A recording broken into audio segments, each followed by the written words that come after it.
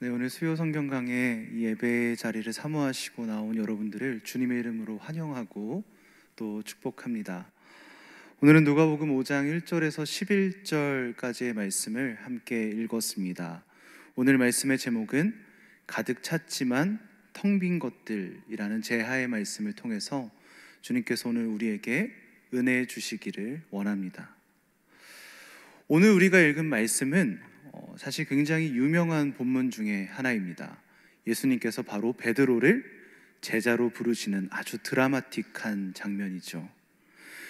교회 학교에서부터 또 작년 예배에 이르기까지 우리는 수도 없이 이 본문을 읽어왔고요, 또 강단에서 선포되었던 말씀입니다.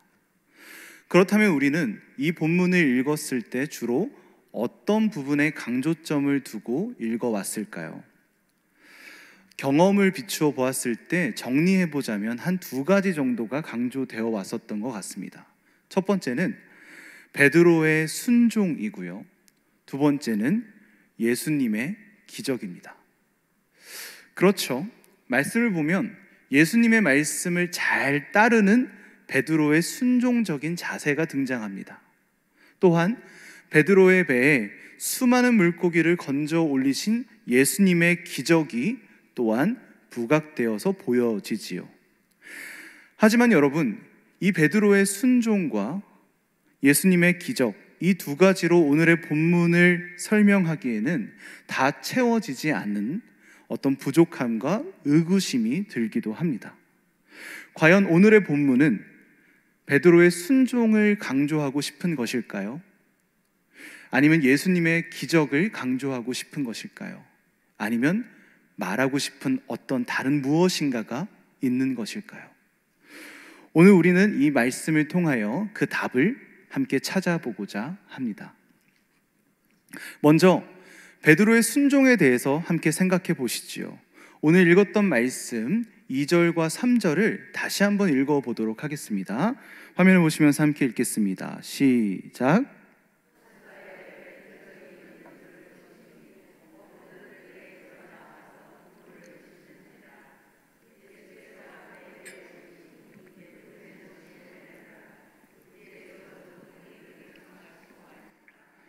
배에서 무리를 가르치시더니. 여러분, 여기서 보면 예수님께서 호숫가에 있는 배를 보십니다. 베드로의 배였죠. 그리고 양해를 구하지 않으시고 그 배에 올라타십니다. 그리고 자신의 뜻대로 그 배를 움직이실 것을 요구하시죠. 여러분, 당시 중동 지역의 문화와 정서를 한번 기억해 보시죠. 당시에는 예의와 명분이 굉장히 중요했던 때였습니다. 그 문화는 더더욱 그렇습니다. 아주 작은 일에도 명분을 세워서 했던 사람들이 그들이었습니다. 이러한 그들의 문화적이고 사회적인 어떤 정서를 살펴보면 지금 예수님께서 하시는 이러한 행위는 굉장히 무례하고 어떻게 보면 강압적이기도 하며 어쩌면 모욕적인 행동이라고까지 여겨집니다. 그렇지 않습니까? 베드로의 배, 베드로의 소유였던 배에 예수님께서는 아무런 양해도 구하지 않고 타셨으며 이것을 움직일 것을 요구하고 계시기 때문이지요. 하지만 베드로는 어떻게 합니까? 이런 예수님의 군소리 없이 자신의 배에 태웁니다. 거부하지 않지요. 마치 이러한 모습은 순종의 모습처럼 보여집니다. 또한 어떻습니까? 예수님께서는 이 배를 설교하는 강단으로 사용하셨습니다. 3절을 보시면 이러한 표현이 나오죠. 육지에서 조금 떼기를 청하시고. 여기서 조금 떼고라고 하는 이 단어는 배를 의미하지 않습니까? 예수님께서는 배를 타셔서 배를 육지에서 조금 떼시고 호수 위에 띄우시기를 원하셨어요. 우리가 이 말씀을 보면 무엇을 상상할 수 있습니까? 예수님께서 배에 타시고 호숫가에 어느 정도 나가셔서 그 위에서 말씀을 전하시고 가르치시는 모습을 상상할 수 있지요. 제법 큰 호수에 속했던 게네사렛 호수에서 배를 강단으로 사용하시는 모습은 굉장히 이례적이고 독특하고 무엇보다 설교하기에 굉장히 어려웠을 것이라고 예상이 됩니다. 왜 그렇습니까? 호수이긴 하지만 굉장히 큰 호수였습니다. 그러면 당연히 파도가 치겠지요. 우선 지속적으로 그 호수에는 파도가 치고 있었을 것이고요. 배는 그 파도 위에서 끊임없이 흔들렸을 겁니다. 그렇다면 그 배에서 자세를 잡는 것도 어려웠을 것이고요. 그런 흔들리는 배 위에서 설교를 하시고 가르치시는 것은 더더욱 어려웠을 겁니다. 하지만 여러분, 성경을 보면 어떻습니까? 예수님께서 말씀을 전하시는데 어려움이 있었다라는 표현은 등장하지 않습니다. 여기서 보면 예수님은 아무 어려움 없이 사람들을 배 위에서 가르치셨습니다. 여러분, 이것을 보면서 무엇을 상상할 수 있습니까? 아마 베드로는 예수님이 설교하시는 그 배 위에 함께 타 있었을 겁니다. 예수님께서 배를 떼라고 요청하셨을 때 배 위에서 노로 배를 조금 떼고요. 또한 흔들리는 파도 위에서 그 흔들리는 배가 너무 흔들리지 않도록 능숙한 노젓기 기술로 끊임없이 노를 저었을 겁니다. 그렇게 배를 안정적으로 만들어 두었겠지요. 예수님께서 말씀하시는 내내 말입니다. 여러분, 이러한 것들을 보자면 베드로는 또한 군말 없이 이러한 일을 감당합니다. 거부하지 않지요. 이러한 모습을 보면 역시 베드로의 순종의 모습이 부각되는 것처럼 느껴집니다. 또한 4절을 보면 어떻습니까? 4절을 보시면 함께 한번 읽어보도록 하겠습니다. 함께 읽겠습니다. 시작. 말씀을 마치시고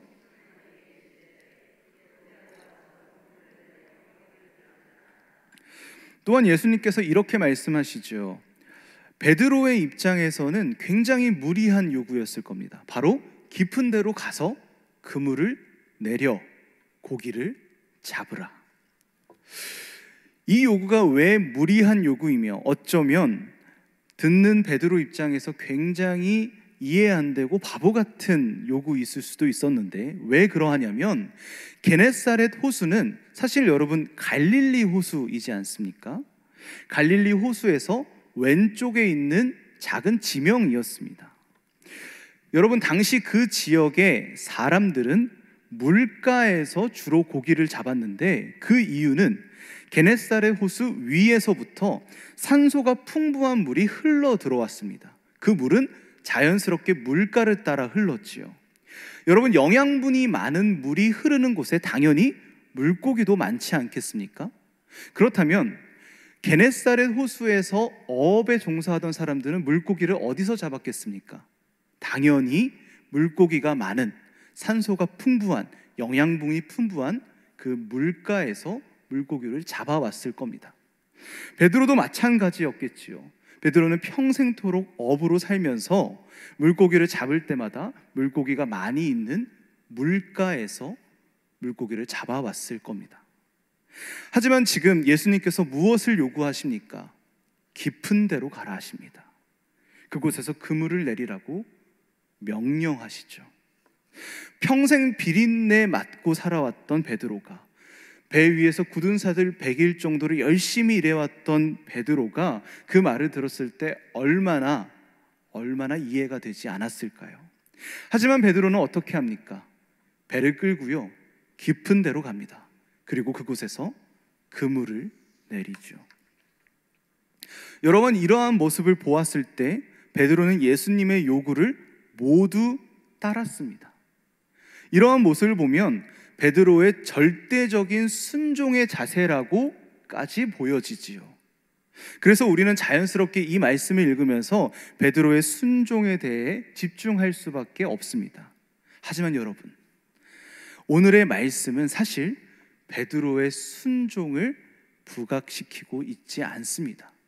엄밀히 말하자면 이 베드로의 순종은 순도 100%의 순종이 아니었기 때문입니다. 여러분, 우리는 이 게네사렛 호수에서의 일이 있기 전에 있었던 매우 중요한 사건을 기억합니다. 무엇입니까? 바로 누가복음 4장에 나오는 사건이죠. 예수님께서는 열병을 앓고 있던 베드로의 장모를 고치셨습니다. 베드로 장모의 목숨을 구해 주셨지요. 베드로의 입장에서 보면 어떻습니까? 예수님께 그 무엇과도 비교할 수 없는 은혜를 입었고요. 또한 신세를 지게 되었습니다. 여러분, 당시의 중동의 문화를 기억해 보시면 그들은 명예를 중요하게 여겼습니다. 명예를 중요하게 여긴다는 것은 내가 받은 은혜, 내가 받은 신세를 무조건적으로 갚아야 한다는 것이지요. 그렇게 내가 신세를 졌던 사람의 요구를 들어주지 않거나 그들에게 은혜를 갚지 않는다면 그것은 불명예스러운 사람이 되곤 했습니다. 그렇다면 베드로는 사회적이고 문화적인 자신들의 관습에 따라서 예수님의 요구를 들어줘야 하는 의무를 가지고 있었다는 말이지요. 즉 베드로는 아주 순도 높은 순종의 마음을 가지고 예수님께 순종했다기보다는 예수님의 모든 요구를 거절할 수 없는 의무를 가지고 있었다라고 보는 것이 더 정확합니다. 5절의 말씀을 보면 이러한 뉘앙스를 우리에게 보여주고 있죠. 함께 읽어보겠습니다. 5절의 말씀입니다. 시작.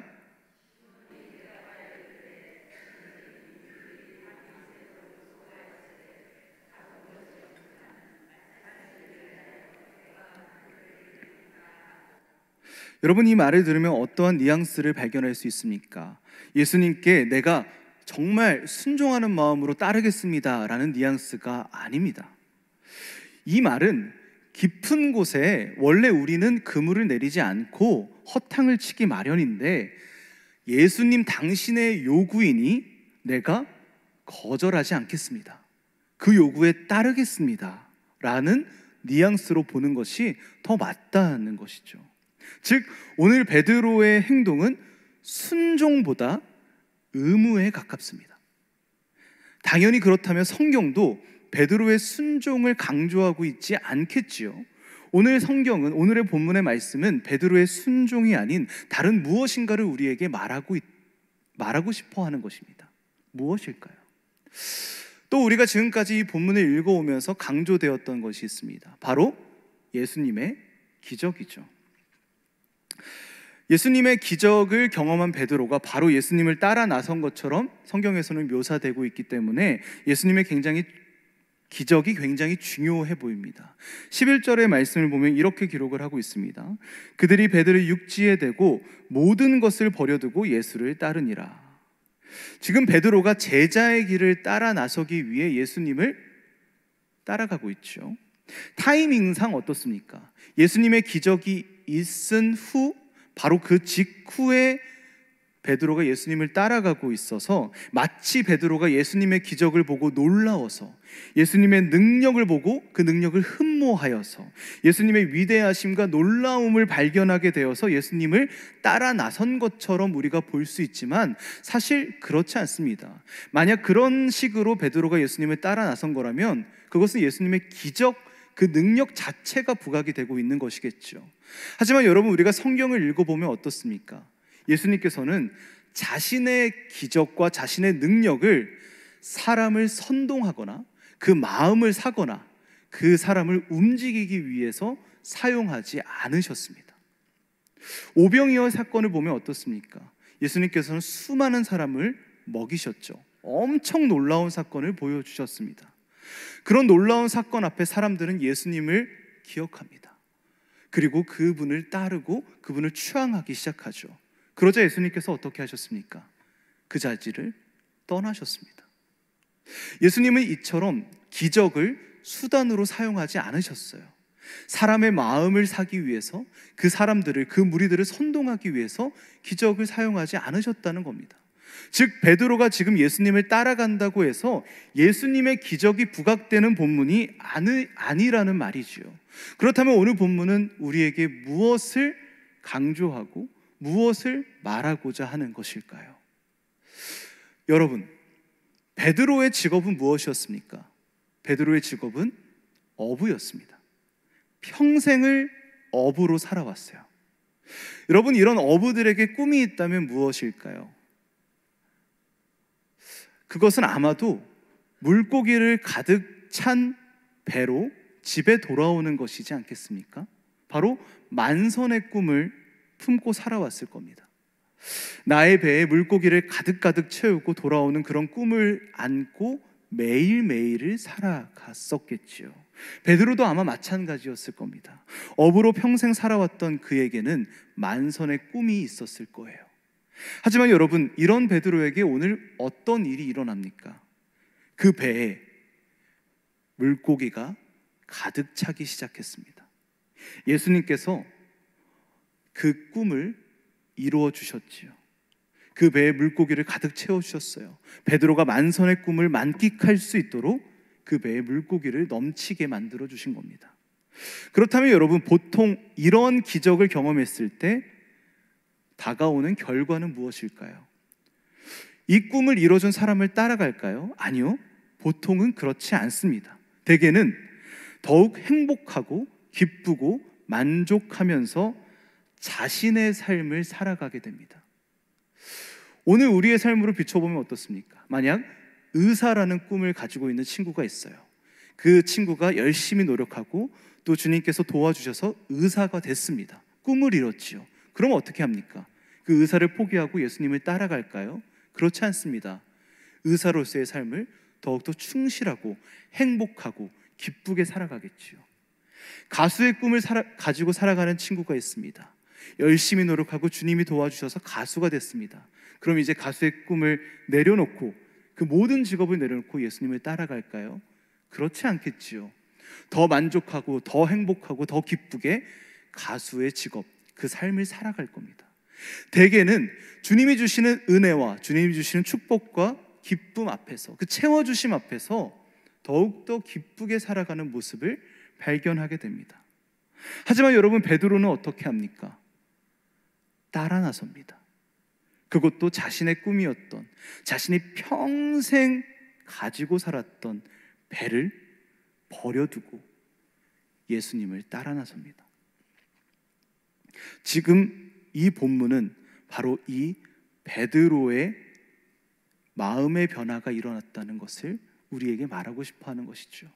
예수님의 기적을 강조하고 싶은 것이 아니라, 그 기적 자체를 말하고 싶은 것이 아니라, 지금 베드로에게 어떤 무엇인가가 일어나고 있다, 지금 베드로에게 어떤 설명할 수 없는 변화가 나타나고 있다라는 것을 지금 성경은 우리에게 말하고 싶은 겁니다. 지금 주목하고 있는 것은 그것이에요. 우리는 지금 이 베드로의 내면에서 일어나고 있는 변화에 주목할 필요가 있습니다. 그 심적 변화를 알려주는 두 가지의 힌트가 오늘 우리가 읽은 본문에 등장을 하는데요, 오늘 본문에서는 베드로가 예수님을 총 2번 부릅니다. 딱 2번이 등장을 하는데, 이 2번 부르는 장면을 한번 비교하면서 살펴보시지요. 먼저는 5절입니다. 5절에 보면 베드로가 예수님을 어떻게 부르고 있을까요? 이렇게 부릅니다. 시몬이 대답하여 이르되 선생님이라고 부릅니다. 여기서 베드로는 예수님을 선생님이라고 불러요. 여기서 사용된 선생님이라고 하는 단어는 에피스타테스라고 하는 단어로 번역하면 두목, 대장, 선생이라는 의미입니다. 지금 베드로는 예수님을 딱 두목, 대장, 선생이라는 의미로 부르고 있는 거예요. 그런데요, 사건이 일어나고 기적이 일어나고 8절로 넘어가면 베드로가 예수님을 전혀 다르게 부르고 있음을 발견하게 됩니다. 함께 한번 읽어보시죠. 화면을 보시면서 8절 상반부의 모습, 9절을 한번 읽어보도록 하겠습니다. 시작.